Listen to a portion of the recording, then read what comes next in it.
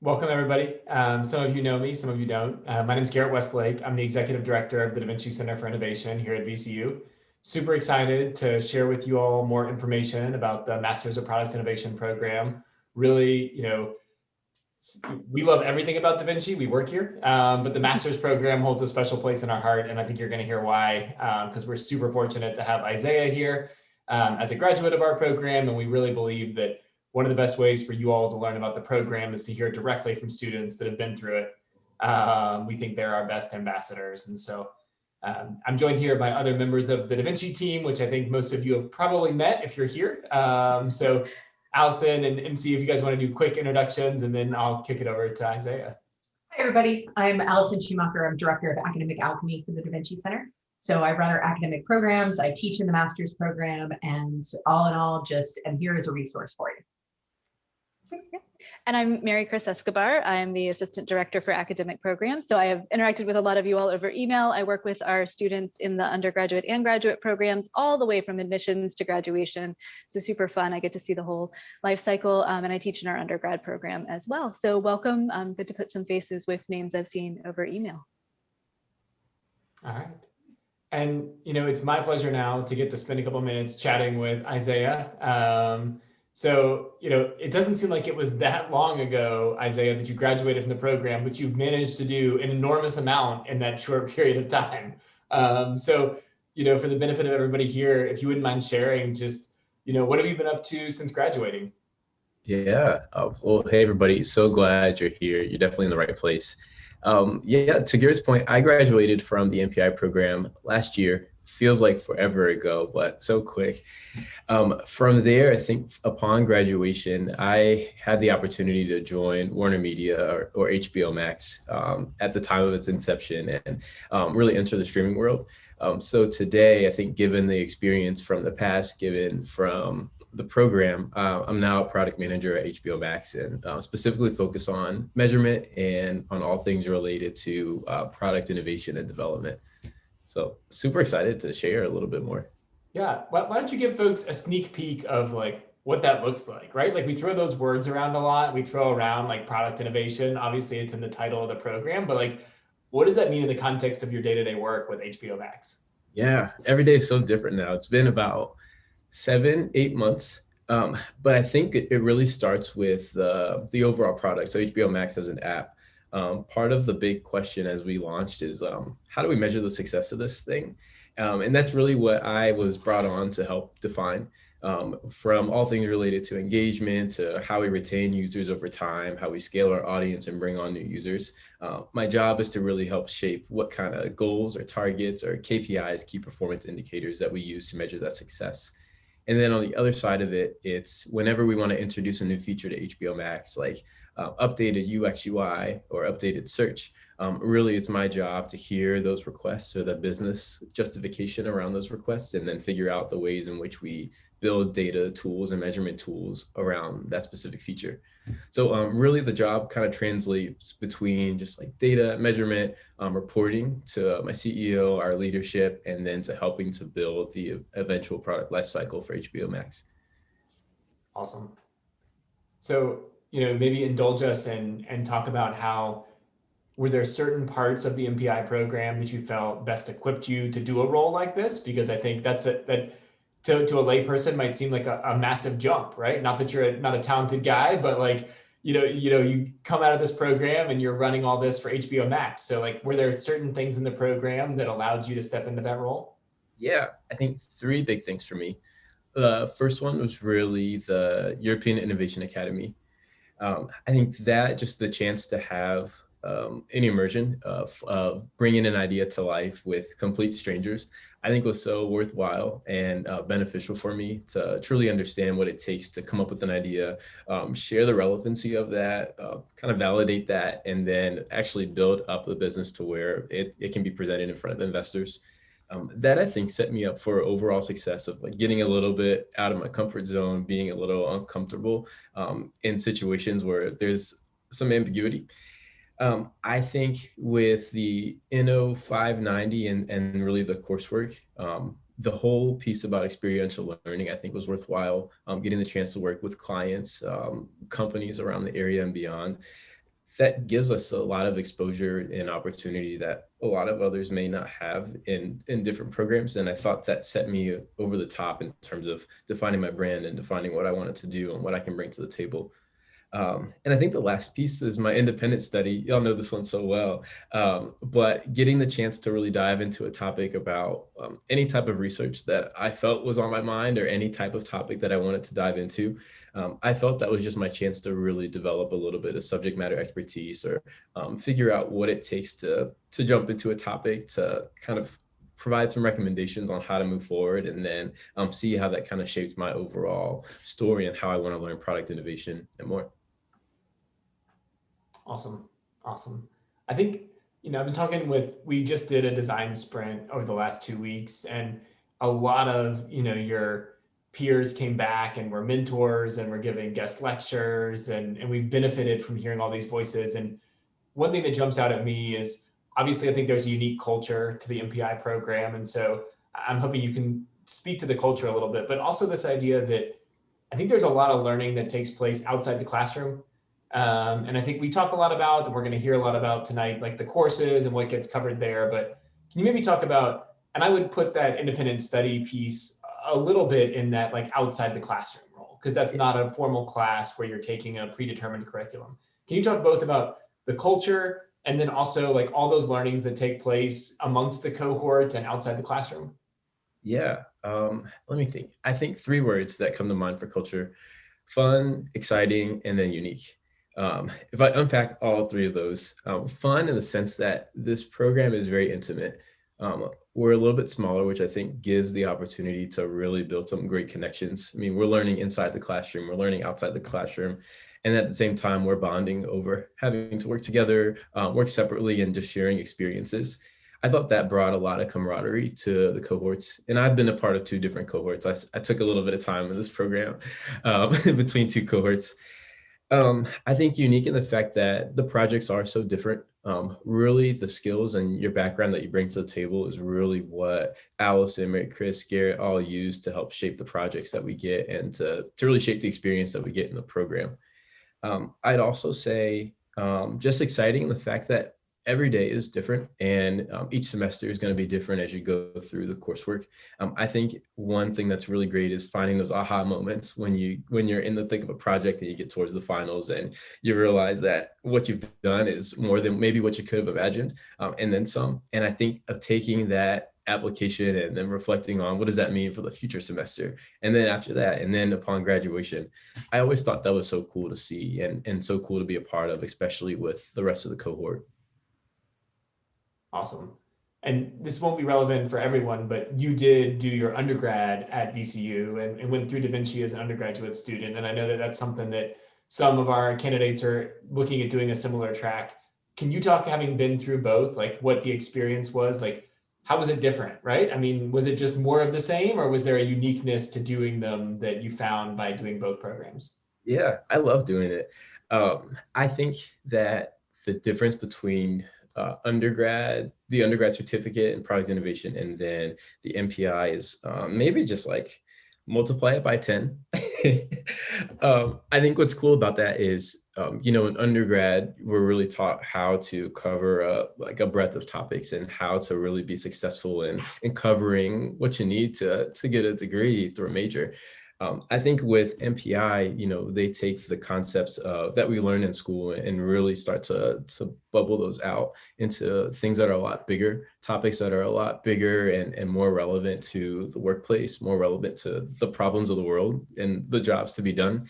And I think that because there's that application of how does this apply outside of the classroom, the conversations were so much more intense and relevant and exciting. Cool. I want to make sure that folks that are here have a chance to ask questions too. So I'll pause here and see if there are questions that people have that are on the call.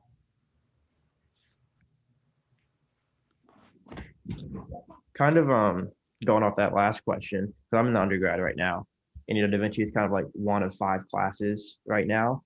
So what was it like kind of having davinci being the only thing on your coursework, on your course load. Oh, you're saying what was DaVinci like in the MPI program being like the only thing? Yeah, because like as opposed to an undergrad, it's just like one of your other 5 classes.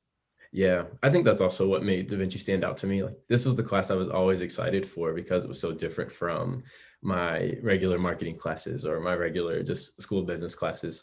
Um, I'd say it's cool. I think the thing about being just in an MPI class is you're not just in an MPI class. There's so much more surrounding the overall experience of MPI. Think events, workshops, mentorship, uh, internships, externships, research, all of that is also happening at the same time that you're going through these courses. So it's never just this one class and done. You're going to be immersed in so much. I mean, the program's only so long. So I'd say that's also part of the fun of it is you're going to be all over the place, but you're going to learn so much. Cool. Thank you. Yeah. I had a question. So it seems like I've been to a few information sessions and it just seems like there's so many possibilities coming out of the MPI program. How did you land in the direction that you landed with HBO Max? Like, how did you come to that? Yeah, that's a really good question. Honest answer, it wasn't really planned. I think I've always been one to be a big planner. I worked while I was going through the MPI program, but part of what I wanted to do as I was going through this program was find something a little bit closer to product innovation. What I did while I was in this program was develop these career hypotheses. So this is like that question of what do you want to do when you grow up? I had hypotheses in like brand management, which is where it was, product management, research. And then those hypotheses came with potential experiences I would need to get to see if I liked those fields or not. Once I did that, I think the great thing is I got to check the box on each one of those things as I was going through this. And I got to see, did I like brand? Yeah, it was cool, but maybe something a little bit more technical is what I want to do. Research is cool, but I'll get a little bit of that in product. So I think by the time I graduated from the program, I got all the experiences I wanted. The cool thing here too is, you're going to capture your experiences. You're going to build a portfolio that's going to make yourself a little bit more better, different, special. And that's how HBO actually found me, was through the portfolio to kind of bring me on board. So I think it's really whatever you make it is what you're going to get as your output.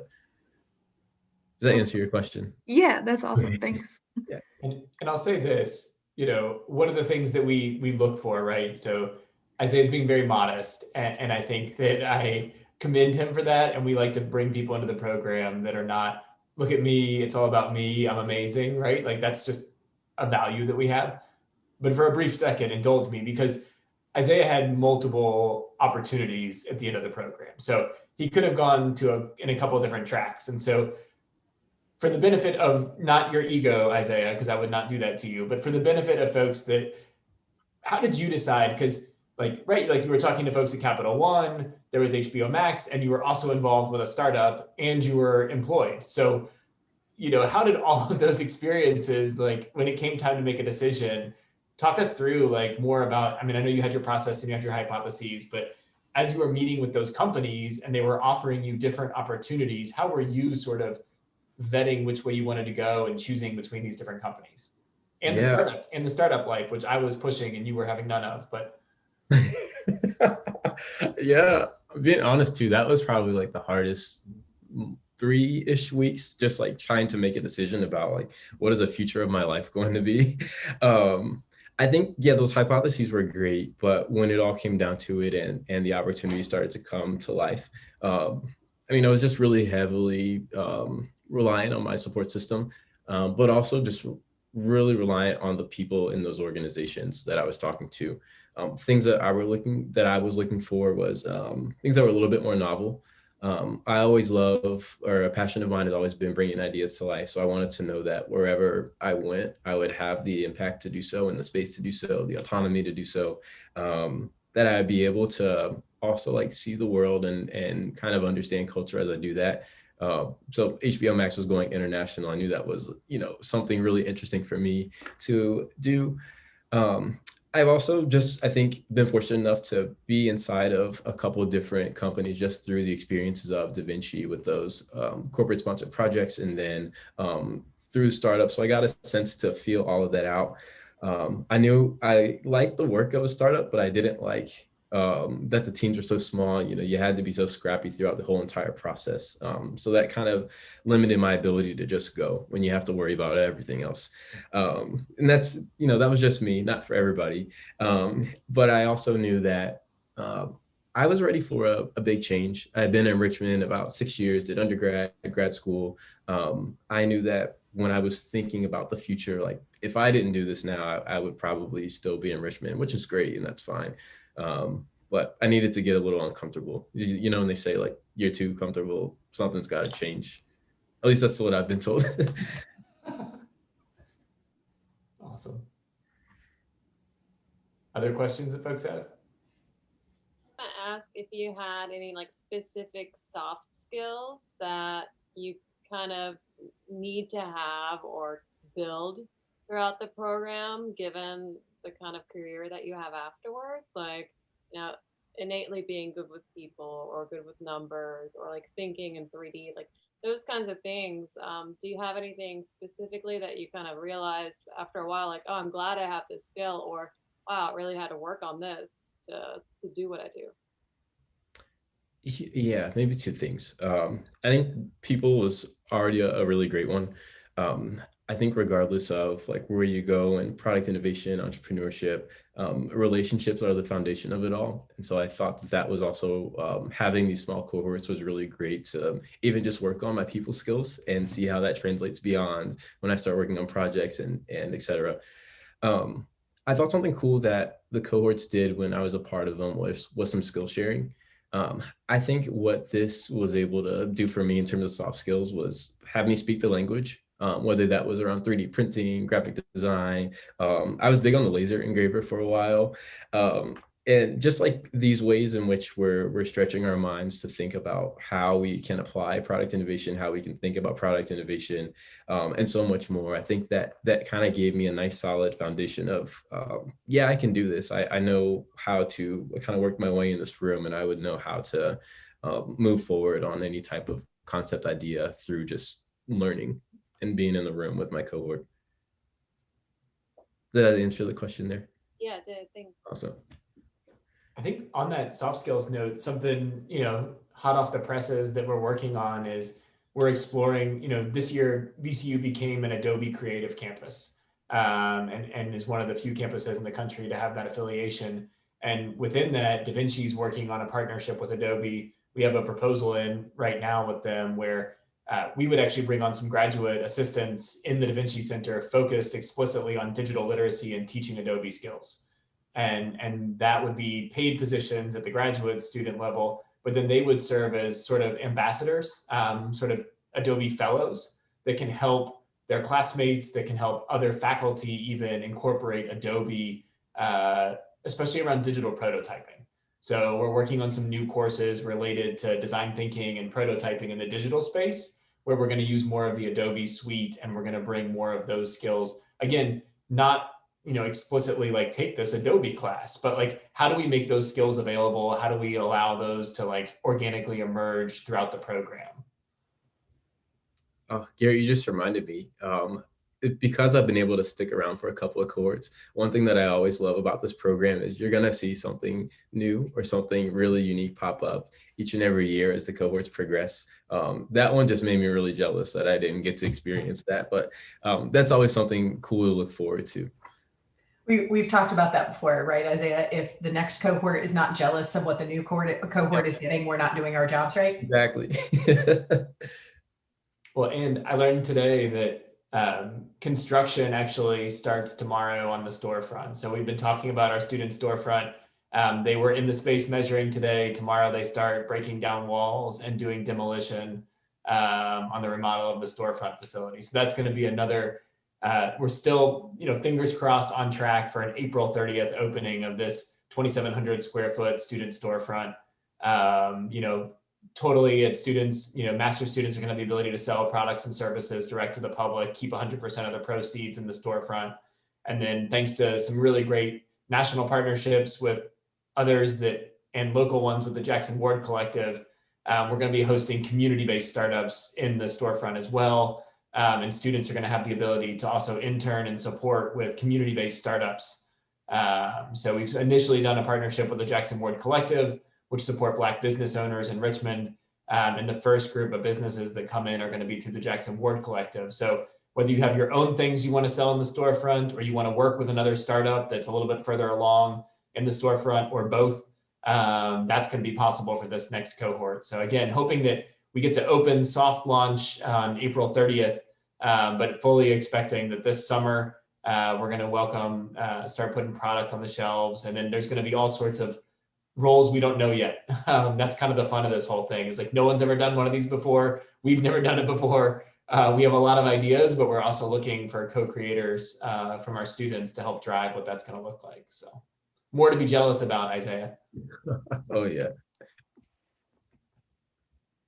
While we have you here, I would love to ask about working full-time while going through the program, because I get asked that a lot by students, and I will often kind of give examples that students have given me. But since you're here, I would love for you to talk a little bit about kind of making that decision to work full-time while you went to our program part-time, kind of what that felt like. I know you and I have talked about the benefit of crossing two cohorts, but if you can just talk a little bit about that, that would be awesome. Yeah. I feel like that was really interesting, but part of what I loved about this program was that I had the flexibility to do so. I feel like that conversation of grad school or working, I'd have to take a break if I did said program versus maybe there's some other flexible options. I think here, like I said, really your inputs equal your outputs and then some. And with working full-time and doing the program, what I loved about it was that experiential learning piece I talked about. It would be so cool to talk about how engineering is kind of changing the face of the way we're doing product innovation. And then I was able to go into Altria the next day and start to ask how might we something related to that said problem. And I think because of that, I was taking exactly what I would learn and apply it back into the workplace. It got me a lot of benefits at work in terms of like promotions, getting to work on some different projects, and then also just having that flexibility to really put my mind in both places. I'd say it's also a little bit difficult. I mean, coming and working at the same time as trying to do your best in the program. It's going to be a challenge, but I mean, what's not a challenge, right? So I think that it was so rewarding for me at the end because I was still able to keep the work ethic there, even though like the application of this program is a little bit different from others. It still kept me on my toes at all times. And I love doing that. Thanks, MC. That's a really great question. That's a great perspective. Any other questions for Isaiah? Hey there, Isaiah. Tyson Glover, thanks so much for being here. I just had a quick question. Actually, for starters, I gotta say, HBO Max, that's my go-to streaming service. So you're doing great work, man. I appreciate it. But in all seriousness, as someone who's really looking into this program and really excited about what it has to offer, I'm always curious to know, like, what would you say in your experience being through multiple cohorts and working, what was your most, I guess, surprising experience that you've had? Because you've talked a lot about inside the classroom, outside the classroom, but out of all those experiences, what's been the most, I guess, surprising to you? Ooh, that's a really good one.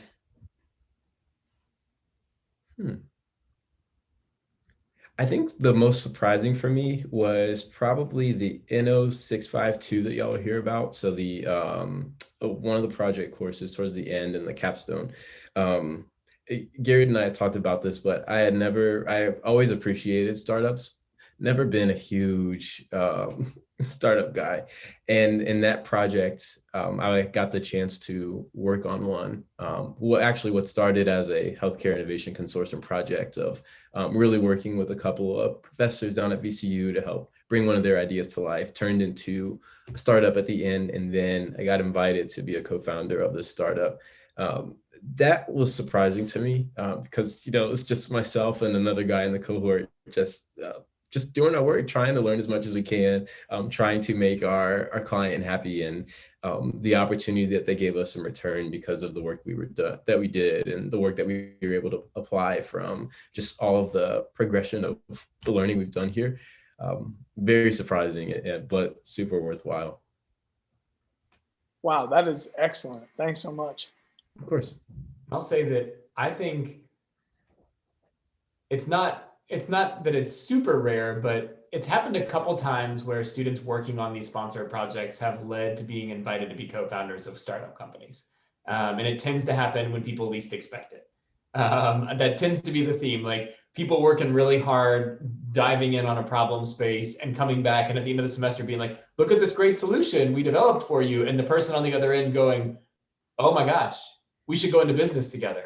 And our students going, what? No, like this is your deliverable, like we're good. And they're like, no, like I can't do this without you. That has actually happened like 2 or 3 times now in the last couple of years. And so it doesn't happen all the time, and that experience, Isaiah, like we talked about, like that's a great chance to take it, right? Like you were never probably going to go run a company and like do that, but you had a chance to like lean into it and like go forward with it and learn what that was really like and what scrappy startup life is all about, and that it's not for everyone. And that's okay, right? Like that's why you have those experiences. Oh yeah. And I feel like the way that I applied undergrad is way different than I applied the mindset in MPI. Like it's always been check boxes and get the grade. Whereas MPI, it's not about that. It's really about how you take what's in front of you and make it what it's supposed to be, or maybe what it's not supposed to be. But I think that the application is different and it's so much more worthwhile because of that.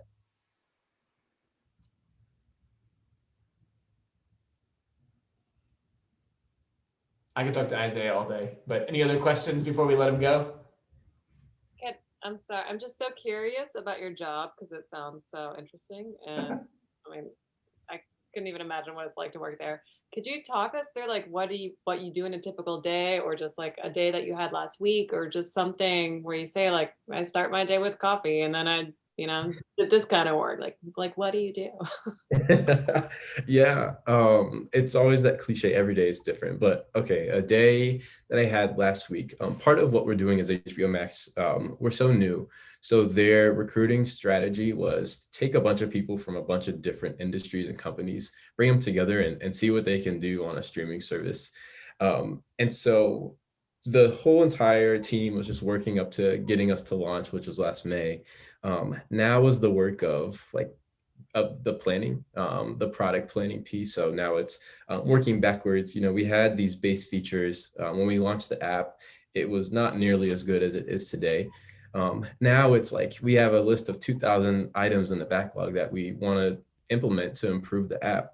How do we do that? And that's really where my team and I come in. It's like we're trying to provide some almost like a little bit of a metric or a measure of impact based on if we do this feature versus this feature, this will be the impact on like retention or like saving maybe 500,000 users from canceling their subscription. So now is the product planning time where we're just like getting all the teams, there's 7 teams and on the HBO Max product management organization, from like kids and family, the core product, commerce, anything dealing with your credit card, and there's HBO Max with ads that's coming out later this year. So we're working across all teams to just figure out how do we plan for the next quarter, and then from there half the year and beyond. We've never done this before, but that's the background that I come from a little bit. So it's been really cool. My day-to-day is working a lot with data engineers, data scientists to actually help build out some of the measurement tools. So any of the like dashboards or the reports that we use, I'm kind of the product owner of the work that's being delivered. So that's a little bit nerve-wracking just because this is like a new space for me, but really impactful in terms of the work that goes up to my CEO and really starts to shape some of the work that you see outside of the work today. That is very impressive. Thank you. I went to these guys. I think the foundation that you get here and like even how to think about initiating projects like this, these like very white space projects that have a lot of room for a lot of different directions. What's cool is you get the space in MPI to think about that here. And then when you have like the change not here from being in an institution, and you can do that in a multitude of ways, like it's so cool. It sounds like it. Well, thank you, Isaiah. We're so glad you could come back and share your perspective. It's really awesome to hear what you're up to. And even for those of us that haven't gotten to hear some of the nitty gritty, it's really fun to hear more of the nitty gritty of what you're getting to do every day. So we really appreciate your time. We appreciate you coming back and sharing that with everyone. Yeah, it's great to see you guys. Great to be back. Happy I could. At this point, I feel like it's almost a letdown to tell you guys about the classes after having Isaiah. It does seem somewhat, I don't know, more truly academic to just talk through the requirements for the program and the courses. Exactly. I like the reverse side of this. We get to see where it can go and then come back to the beginning. And Agreed. Like, see how we got there. Awesome.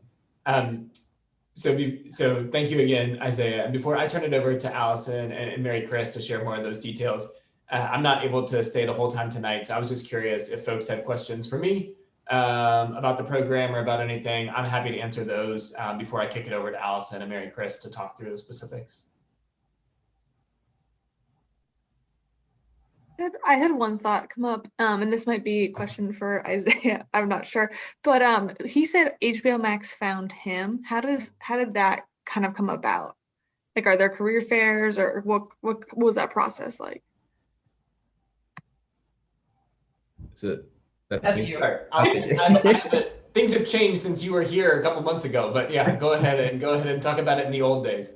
Yeah, old days, career fairs, job fairs, and the use of the alumni network here. We are small but mighty, and I think getting the chance to get to know us has been really worthwhile for me, just to understand the world of product coming from more of a creative background, and the world of even like startups and beyond. I'd say those have been the avenues.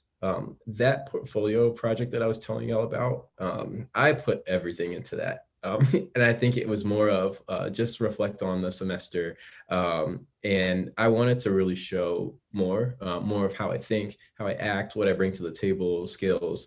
And so I think besides that, and then being involved in some of the community events like Product Tank, where I'm an organizer, those are kind of the avenues where this portfolio link just was kind of passing around and then caught attention and went from there.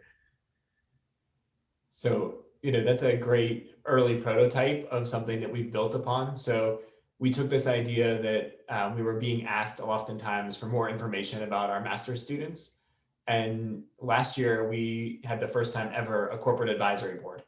So we brought together a lot of those companies that hired a lot of our students that were really involved in the program, and we formed a corporate advisory board. That has really taken off.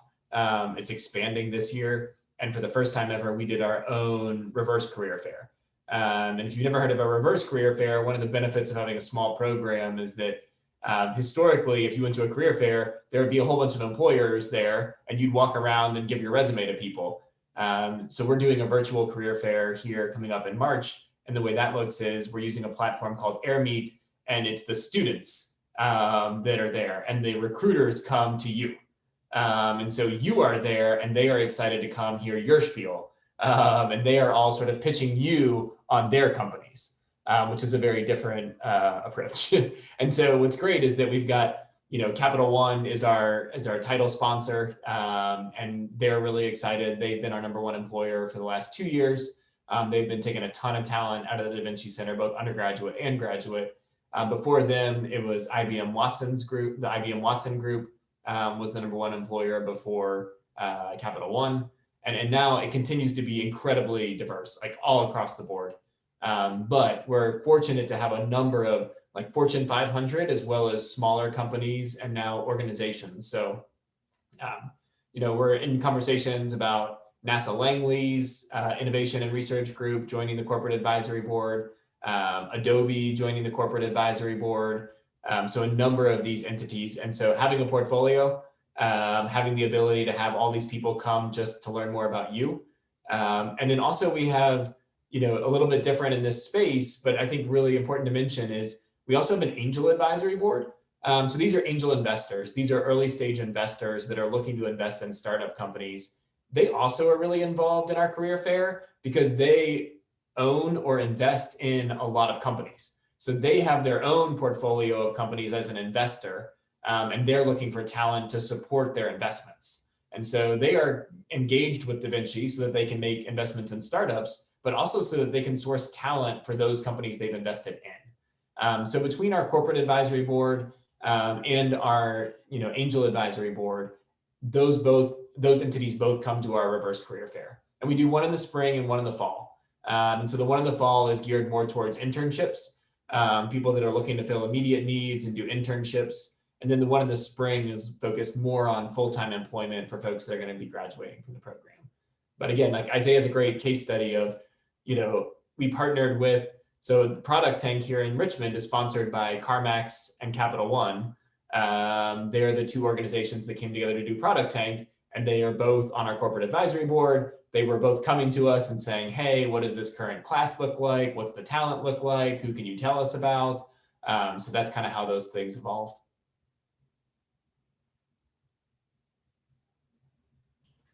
So Isaiah, I have to ask if you would be willing, since we've talked so much about your incredible portfolio, it's one that I share with students pretty frequently because I see it as something that's pretty unique. Would you mind dropping your link into the chat so this group can indulge in that experience as well? Sure thing. Thank you. Yeah. That was a good question, Mary. Any other questions for me before Isaiah and I are out of here?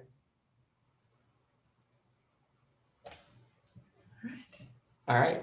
Well, again, thank you all for your interest. If you have other questions after this, feel free to reach out to me directly. Happy to set up time to talk to anybody. Happy to answer questions via email.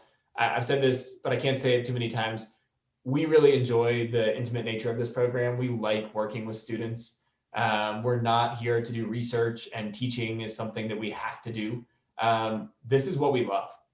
We love working with you all in the program, in the classes, outside of class. And so, we value these relationships that we build with you while you're in the program and then post-program as well. So you are not bothering any of us if you have a million questions. We find that exciting. We find that a positive sign. So, feel free. Tonight, you're in great hands with Allison and Mary Chris. And if you have questions afterwards, reach out to them, myself, anybody else on the team, just feel free. All right. Okay. Thank you. I'm gonna leave you guys, but thanks. But I'm not just gonna hit end because that'll end the meeting. So I'm gonna make you co-host, Allison. Yeah, let's not do that. Yeah. Had that happen once, we recovered, but.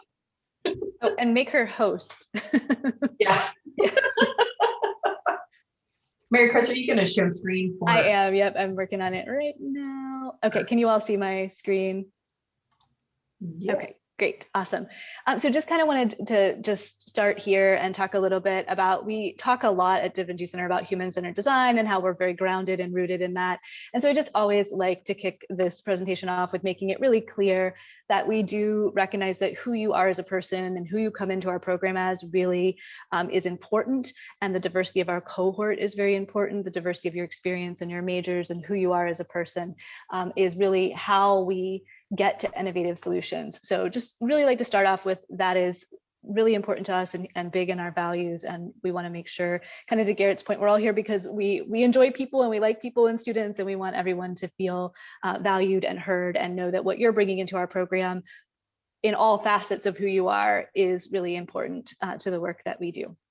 From there, I am going to turn it over to Allison, just to kind of give you a little bit of overview. I mentioned I work with undergrad and graduate programs, just so you kind of know what we do at the davinci Center, what we have here.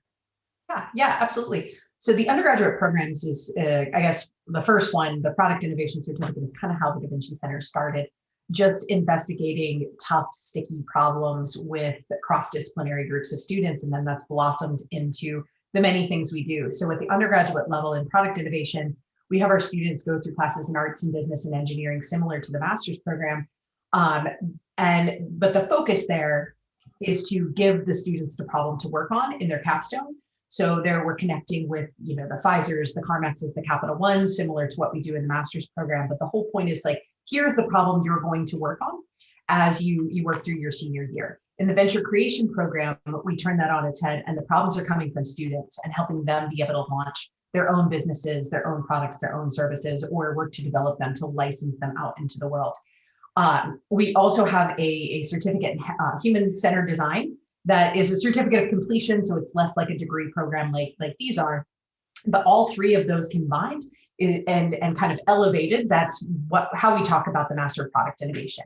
If you want to work for industry, if you want to start your own business or launch your own product, all of those things are a real possibility here. And then the last program we have is the Graduate Certificate in Healthcare Innovation. So I guess a couple of years before COVID, we started writing this program and really acknowledged that there are people in healthcare who every day recognize problems that need to be solved, and a lot of times usually cobble together some materials in order to solve those problems in real life as they are treating patients. And on the other side, we have plenty of engineers and business students who are interested in working in healthcare, but don't understand the regulations, don't understand what it takes to get something through the FDA, those types of things. And there's a place where these two can come together. So we partnered with the VCU School of Nursing and their Master of Nursing Leadership to create a 12-credit certificate program so that any student who wants to experience product innovation and also wants to dive down into the healthcare line and understand what all those processes are, that they can do that in a pretty quick way. I believe in a future slide, I get to explain this, but I'm going to say it now, in that if you wanted to pursue both, so if you do have an interest in healthcare and you want to do the Master of Product Innovation, you can do both of those programs without paying any additional tuition.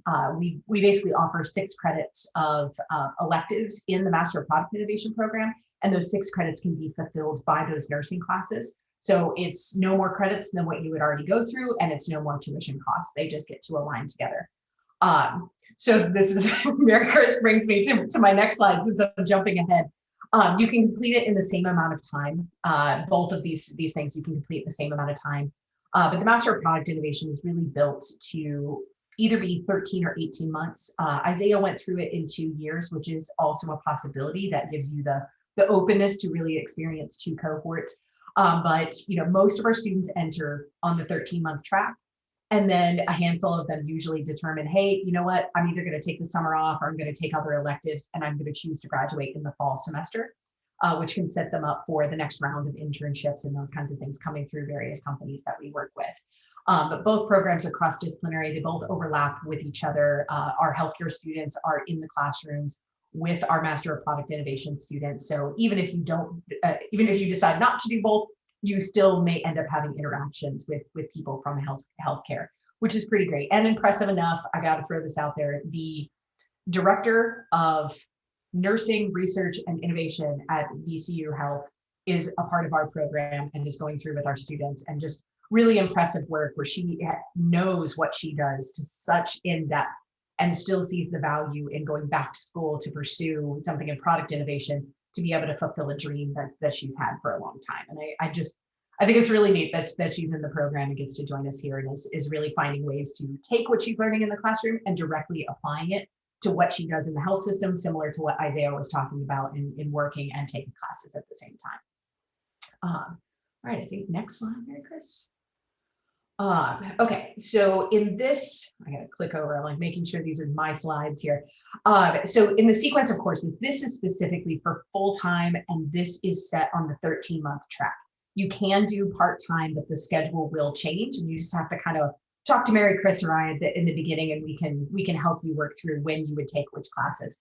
But I just want to give you an overview of what the program is and kind of what semesters are focusing on which thing. So in the summer, we commonly hold multiple classes, and it kind of shifts every single summer. And we're starting to see some new shifts that are going to be happening too. But so Inno 600 is commonly covered by the European Innovation Academy.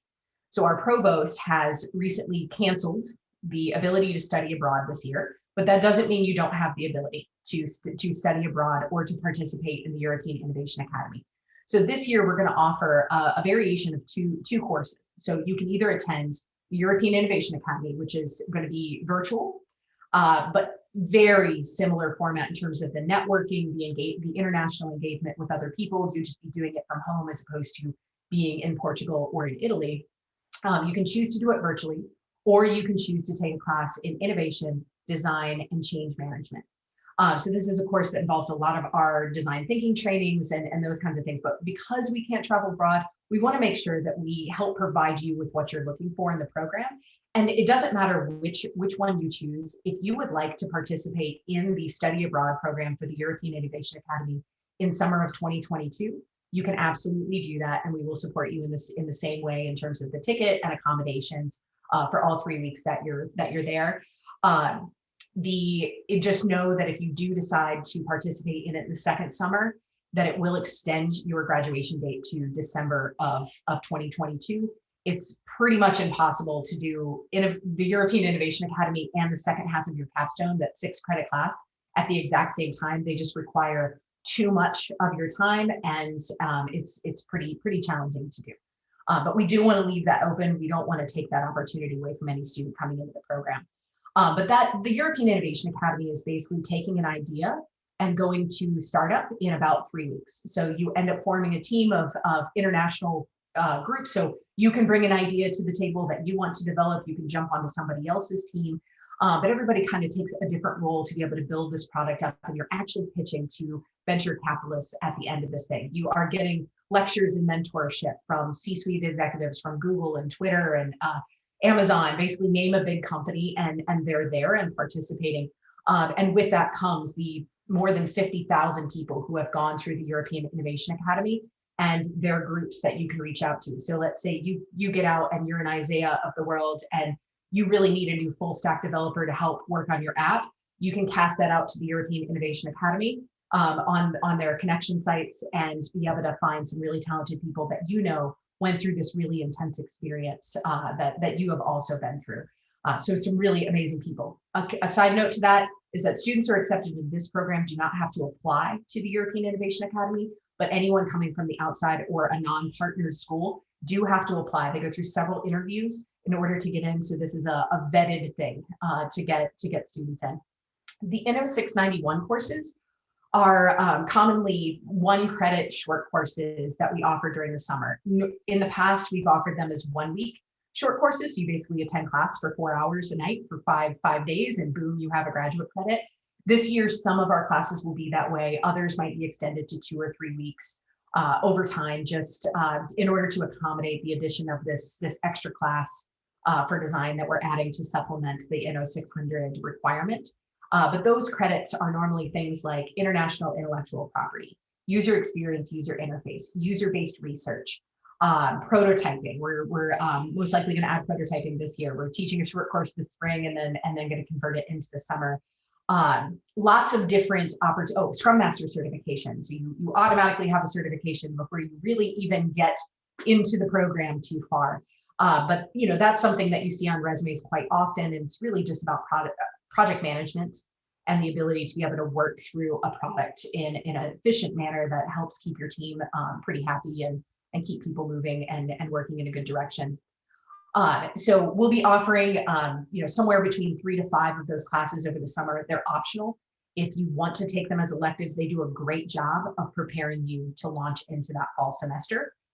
The students who tend to start in the summer tend to grasp the concepts we talk about in the fall a little bit faster than other students, but I don't think it really varies too much in terms of success that we will see eventually in the program. You can also take them in the second summer if you want to. They're intended to prep you, but that can either prep you to go into the program or it can prep you to go into the working world. In the fall, this is where we focus more on industry. So the summer is like fire hose effect. Let's just throw as much as we can at you and see what sticks. And then we go into depth into the fall. And so the 501 is the arts and design class. 502 is the business class. 503 is the engineering class. And 590 is the project class that I teach. And that's where you would engage with those external sponsors or work on something from our health system. So basically they put out a how might we statement or a problem with a set of goals that they would like you to work on, usually pretty big. And then you as a team within your MPI cohort work to solve for those problems, pitch your final recommendations to your sponsor. But it is very much a working with the sponsor throughout the semester. You're receiving mentorship throughout the process. And we give you some other connections, but it's a pretty free flowing class, but one of my favorite things to teach. So this one, we focus a lot on industry. What does innovation and product development look like in industry? What are the types of things that you need in order to be successful in that space? And we focus on that in the fall, knowing that so many of those principles absolutely apply to the startup world or to being an entrepreneur. It's really about an overall mindset and the tools that you need to be successful to move forward. Then in the spring semester, that's where we get more heavy into the entrepreneurship piece. Not to say that entrepreneurship can't be a theme throughout the entire semester. We have had student groups come through who already have a product in mind and hit the ground running from the second they enter the program. It's just while they're going through these other classes, it requires a little bit more of that hustle, that motivation, that passion that you have. But your mentors in the program, myself, Garrett, a few others that we bring in, we're working to bring people from the outside community in too, to be able to give that guaranteed mentorship, but to help you move along as you are also completing these classes and hopefully engaging in sprints and jams and all these other opportunities. But you can start working from the very beginning. My Google somehow just heard me and decided to respond. I'm not sure what I said there, but you never know. So the spring semester really focusing on you bringing an idea as close to commercialization as you can. So you can come in with an idea if you want to. You can join in with another Master of Product Innovation student. You could join in with a healthcare student. You could partner with somebody who's completely outside of the program. They just can't attend the classes. You can source a product from our tech transfer office. So we go in advance to ask our tech transfer office for technology that has potential commercialization opportunities, and you can work on that. We have connections to Lighthouse Labs, a top 30 accelerator program in the country. Their startups also like to work with our students. So you could partner with a startup to develop your own, to develop an individual product or a new channel for them. So maybe a new customer base for them with an existing product. But the idea is to start early and then ramp it up as fast as you can towards commercialization.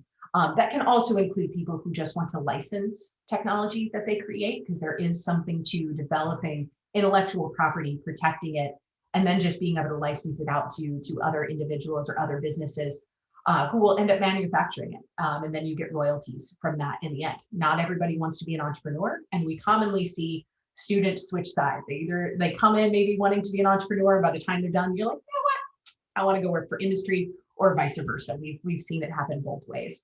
And the spring semester also opens up the opportunity for an elective. So that independent study that Isaiah spoke about, that's when he was doing this, when he focused on marketing innovation and worked with a professor out of the School of Business that he was familiar with. They actually composed a paper, got it published, and were able to go speak at conferences and those kinds of things. So I will take that opportunity to put it out here that davinci, we really support our students. And if you are applying to pitch competitions, and hopefully we will see a vaccinated world where COVID does not overtake all of our ability to travel in this next cohort, that we do support our students to go do things like that. So when Isaiah got to fly to Florida to go present his paper, we're paying for the accommodations and the flight for him to go. We did the same for our students under Kilo Medical Solutions, a company that was formed to go to all kinds of different pitch competitions to be able to earn funding while they're in the program, to be able to support their efforts after they leave. And then the last summer in 0652, I'm sorry, I did. Okay, sorry, I'm just making sure. I have to talk about this stuff so often that sometimes I misplace where my brain is in the process. In 0652 can be handled in a number of ways. So you're developing a product in 651. Let's say you really find some traction there. You can pitch to continue that process. You can start your own business. You can continue the product, much like Isaiah did, working with helping to develop a startup out of our healthcare system, and then actually working with that startup for the second half.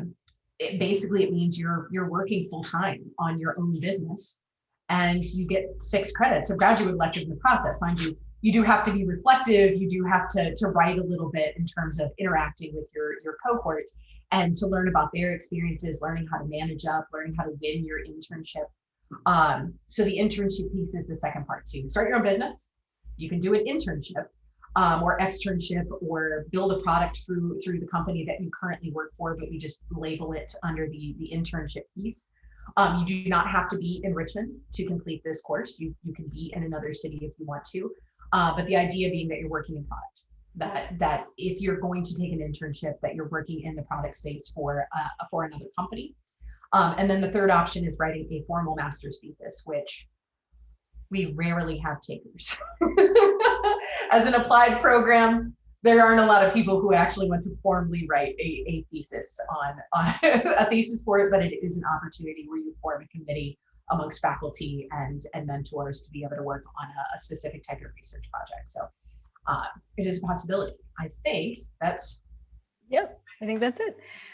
And we just have this slide here. Allison mentioned that you can go part-time through the program. And so this is really just to show you how that could look. It's, I think, especially nice to have this here with Isaiah here tonight, who did go part-time through the program. As Allison mentioned, she or I would sit down with you. We would really like spell this out and kind of figure out how you wanted to do it. But if you noticed on the other slide, there are ways that the courses are sequenced, like certain classes are only offered in certain semesters. So this kind of shows you what it could look like if you decided to take 2 years. One thing I always say is really amazing about our program being a 13 to 18 month full-time program is if you do decide that you want to go part-time, it still just takes 2 years to complete. And so if you think about a traditional master's, that's a 2-year program that you're going to spend maybe 4 or 4.5 years to complete while you're working. It's, you know, a really nice trade-off to still be able to get it done in 2 years. And I'll also mention, if you, I think most people here I recognize as looking at starting in the summer, but if you do start our program in the fall, then the program runs from fall to fall. So it would run from August to the next December. So that's a little bit too where that 18-month piece comes in. So summer to summer if you start in the summer, and then fall to fall if you start in the fall semester. All right, and then important things right now, we are really close to our deadline. We did end up extending our deadline for summer until March 15th, but we're really close to that. So here is how you would apply if you just navigate to the davinci Center page, which honestly, I work there and I just Google VCU davinci Center, it takes me right to the page. And then you can look at our Masters of Product Innovation information, and there's a button at the very bottom of that page that takes you to the graduate school application. The big thing here is we're just making you aware that it does direct you off our site onto the VCU graduate school site to complete the application, and that is 100% correct. That is where you're supposed to be. What you need to submit by March 15th. So we don't actually need every little piece of your application tied up in a really neat bow by the 15th for it to be considered on time. You do need to have your statement of intent done and your resume uploaded. We need the names and email addresses of 3 references, but we do not have to have those references physically in our possession. You just have to enter that information on the form to be able to submit it, and it's considered received and on time by the 15th as long as those names and email addresses are there. Just a little side note, we review all these materials as they come in, and if you are selected for an interview, we have to have at least 2 of the 3 recommendations before we can move forward with that second part of the process. If you are coming from an arts background, so if your undergraduate degree is in arts, there is a portfolio requirement. And so we do need that by the deadline, and so that we can get that interview scheduled.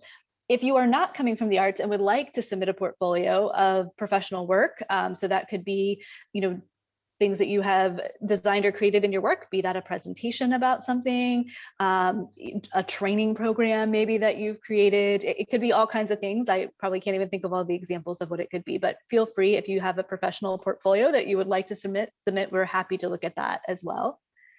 We do need those transcript requests entered in the system, but again, we don't have to physically have them. You have the ability to upload an unofficial transcript, so we can do that initial review of your application, and then you have to have requested the official, but we don't have to have it in our possession for the application to be on time. And we are waiving all standardized testing. All of this, you know, in all of this and in our encouragement of the portfolio, if you're coming from a professional background, and our waiving of the GRE and the GMAT or any of those tests, we really want to know who you are as a whole person. So we're way more interested in the statement of intent, what your references have to say about you, what we learn about you in the interview. We're less concerned about GPA, from your previous school or standardized testing scores. We're waiving those right now for COVID, but we've always waived them for people with 5 years of work experience. And again, really, we just want to know who you are as a person. So whatever you feel like you can do to show us that in your application materials is really what's important here. Yeah. All right, and then just some contact information here. I think most people on this call have my email or Allison's email. We can also drop those in the chat. I do promise you that the things that go to davinci center at vcu.edu do get to us. I had a really shocked email back from somebody one day about filling out a form on our website, and they were like, you actually got it. You're a real person. So those take a little longer sometimes because they have to filter their way to us, but we do get those. And then again, our website is just there, for any information that you want to follow up with there. Right. I'm going to stop sharing that and we'll take some questions.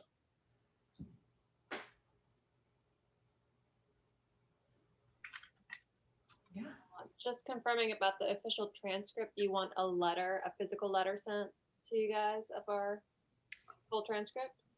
I think you just have to put a request in the system, and it will send, your previous university will send the transcript. And if you went to VCU previously, if that applies to, which I think I remember maybe you did, our graduate studies will actually pull it. You have to put the request line in the application, but they will pull it for you. And there is no cost for that if you are a previous VCU student. Awesome, thank you. I think they just need your official, like, I'm officially requesting this thing so that they can pull it. Got it, okay. Yeah. Anything else? Or are we so informative? There's no questions. All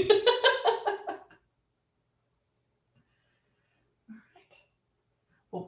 Well, fantastic. I feel free to interrupt me as I'm doing the closing here if you do come up with a question, but really excited to see your faces. It's really great to see. I don't think I know Sawyer, but I'm familiar with most of the names here. We love what we do so much, and we're really interested in getting to know you as humans. And we just can't emphasize that enough throughout this. We found that a lot of people who fit really well in the Da Vinci Center aren't necessarily the super crazy academic people that have maintained 4.0s throughout their entire time here. But it's not just discredit the quality of student who's coming through this program.